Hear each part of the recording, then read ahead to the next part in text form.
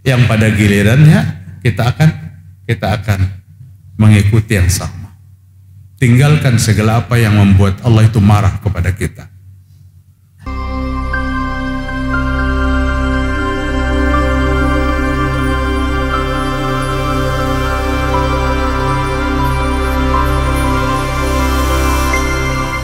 La'anallahu naihah. Allah melaknat orang yang meratapi musibah. Orang meratapi musibah. Ada satu keyakinan di negeri ini, apabila ditangisi orang mati itu makin mendapat pahala katanya. Imam Hasanul Basri ditegur oleh santrinya pada saat ibunya menangis. Ibu kandung yang melahirkannya menangis. Imam Hasan menangis sejadi-jadinya. Apa kata muridnya? Hai Syekh kami, guru kami, sampean kan yang mengajarkan kepada kami jangan menangisi kematian. Tapi hari ini ibu pian mati dan pian menangis. Apa kata Imam Hasanul Basri? Aku tidak menangisi kematian ibuku, tapi yang kutangisi mulai hari ini, kunci surga itu terlepas dari tanganku. Kunci surga ini terlepas dari tanganku.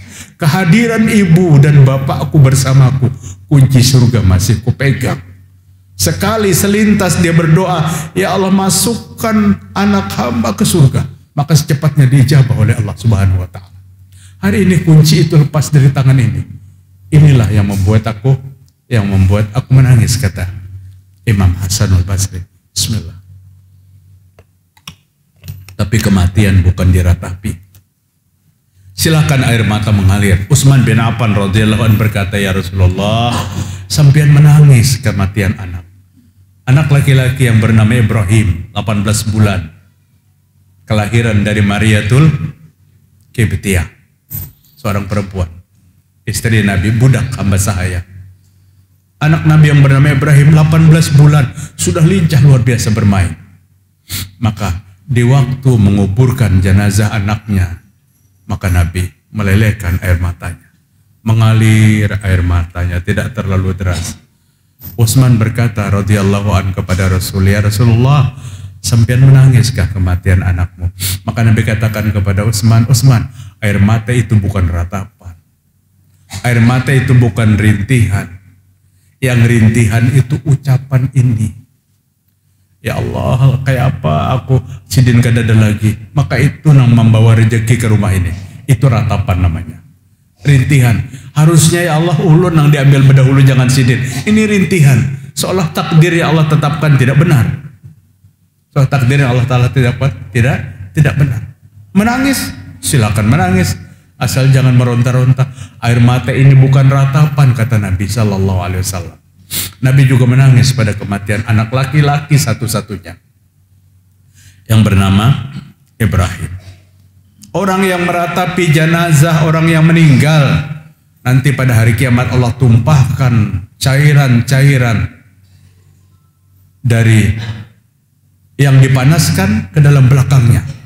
Ada yang mengatakan cairan daripada aspal yang hitam mendidih ditumpah ke badan orang yang suka merintih atas kematian. Nang terjadi wadah kita tuh kada merintih, Pak. Apabila ada nang mati, maka jendela turunakan. Jangan berjendela selama 40 hari. Ini nang rumah papan. Kenapa Bu Haji? Karena ada pulang nama nyusul, jadi jendela aja berdahulu turunakan. Apa garang hubungannya jendela diturunakan tuh nang menyusul? Kada ada hubungan sama sekali. Kada ada hubungannya sama sekali. Allah yang menentukan. Allahu yarham Ustadz Hairullah. Bapaknya dengan Ustadz berapa jaraknya? Sebulan kurang lebih. Ayahnya meninggal, kemudian Ustadz Hairullah meninggal. Apakah harus menurunkan jendela? Tidak. Hakun kada berjendela berbulan-bulan. Supaya jangan ada yang menyusul. Ulun bahari Pak, orang alibana menghubungi. Ini kadang-kadang hampir HP nih. Menghubungi ke telepon rumah. Ulun menghubungi petugas Telkom, Pak, kau kah memasangkan lagi rumah di Sultan Adam? Belum ada pemasangan Ustadz di daerah Sultan Adam. Kemudian setelah itu menghubungi, ada tetangga yang hendak melepaskan teleponnya. Biar pun lah menggantikan. Oh boleh ujar dulu, boleh. Kemudian hendak dibayari pun tetangga tuh kada mau menerima. Jangan kami bariakan aja loh biar. Ulun ini hendak tahu kenapa hendak dilepas, kenapa kan mau dibayari. Selidik punya selidik, Abah Sidin sebulan nang lewat mati, kemudian hanya reja minggu ini nang laki pulang mati. Sidin bertakun kepada orang yang kada ulama tapi tampil kayak ulama, dukun nang ditakuni. Ternyata adakah nomor nang sial di rumah tuh? Ujian nang ampun rumah, nomor rumah sekian, kada sial. Nomor apa lagi di rumah? Ujar ibunya, ada nomor telepon Pak. 326666. 7 angka.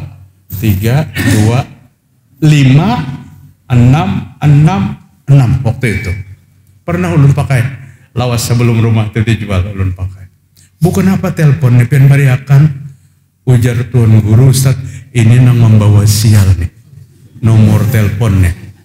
Ulun belum percaya buai ulun nomor telepon tuh jadi sial. Kenapa? Angka 6 Ustaz. 1 sampai 10 nang takantup nguntung tuh angka 6. Dasar bujuran. Coba pian banganga menyambut angka 6 kada kawa. 1 2 3 4 5 6 pasti kantup nuntung. Sial, itulah rapuhnya akidah, rapuhnya iman kita. Soal angka aja, hendak menukar sepeda motor, lihatin nomor polisinya kayak apa, dianya. Atau lihat bawa ke tuan guru dulu, bawa ya ke tuan guru. Nih kok kendaraan hanyar ya tuan guru? Ujar tuan guru tuan guruan nih nang dibawa nih. Ujar Sidin, ini ada nang kada bagus nih nah. Nih baut sebelah sini nah dilepas ganti lon. Ini asli dari pabrik nih, dari Honda asli, bautnya dilepas diganti dengan baut nang lain karena baut ini akan membawa sial. Itu masih terjadi di negeri yang sudah luar biasa maju, percaya kepada mitos-mitos, tahayul dan hurapat. Biar aja orang bahari menangis apabila mimpi patah gigi, hari ini kada perlu menangis lagi. Karena kan ada hubungannya patah gigi itu dengan keadaan. Biar aja orang masa lalu stres pada saat mata di bawah bekerojot berminggu-minggu, stres sampai naik tensi nih. Biar orang bahari karena kada mengerti hari ini apa hubungannya, kada ada hubungannya sama sekali. Itu yang diajarkan kepada kita untuk mengurangi kemusyrikan itu terjadi, bentuk tahayul, bentuk hurapat kita hilangkan dalam kehidupan kita. Jangan ada dalam kehidupan kita. Dan ini sangat berbahaya. Bapak-bapak, ibu-ibu rahimakumullah. Kemudian yang dilaknat adalah la'anallahul khamra. Allah melaknat khamar. Khamar itu minumannya kan yang dilaknat, bukan orang yang terlibat di dalamnya. Yang pertama, wasyaribaha, nang meminumnya dilaknat oleh Allah. Yang kedua, wasaqiyaha, nang menuangkannya.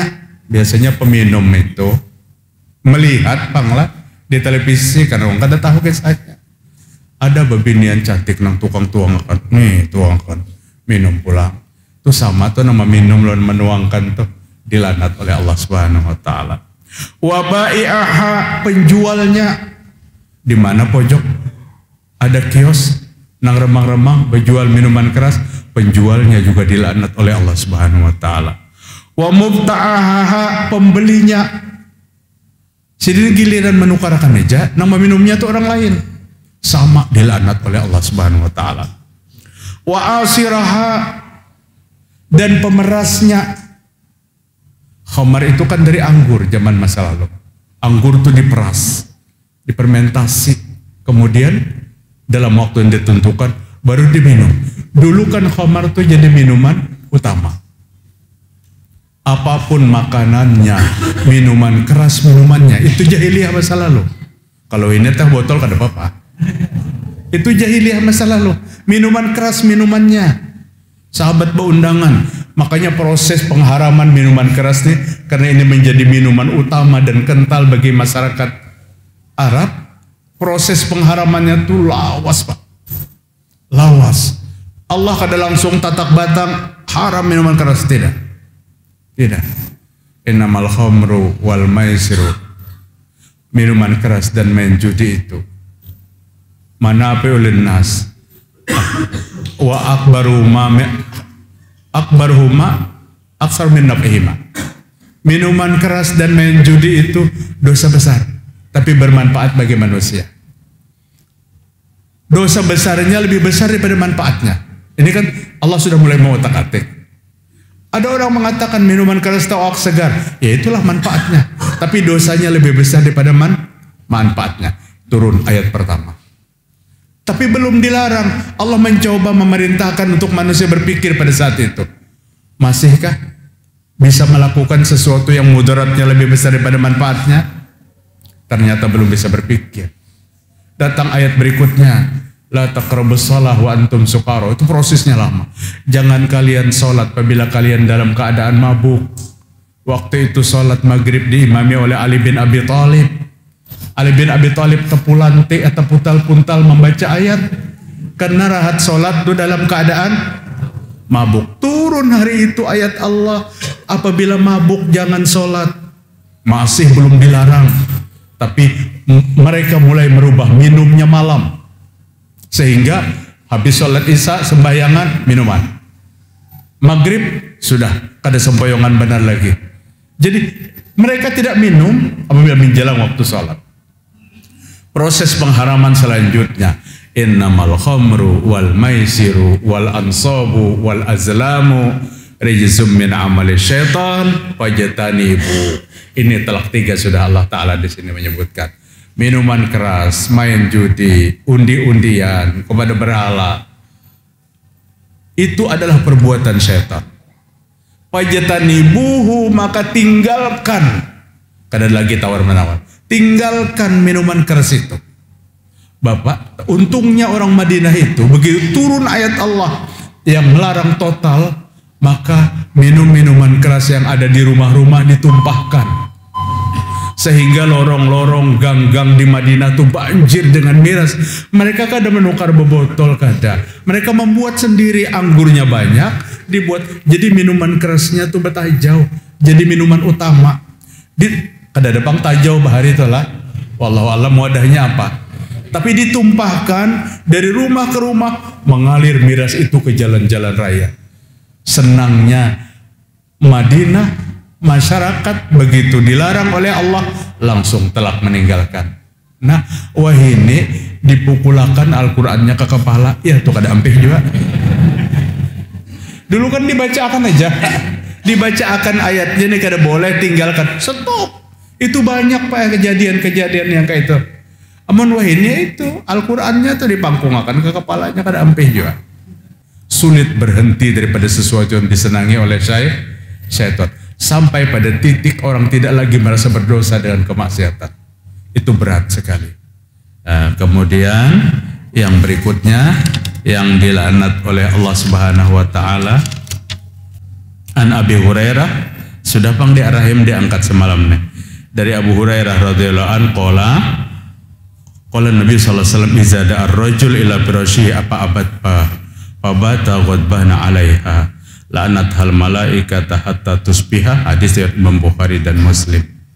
Apabila seorang suami memanggil istrinya ke tempat tidurnya, maka suaminya kada mau apapun alasannya, uyuh, capek, macam, pabata qadbana 'alaiha, laki jengkel sambil guring tapi jengkel guringnya. La'nat hal malaikah, Allah melaknat wanita itu sampai pagi. Sampai pagi.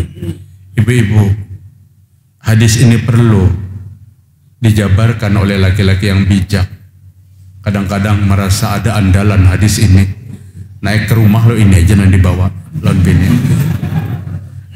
Hendak dilaknat sampai besokan kah jangan lagi. Terpaksa nang bini seuyuh-uyuhnya.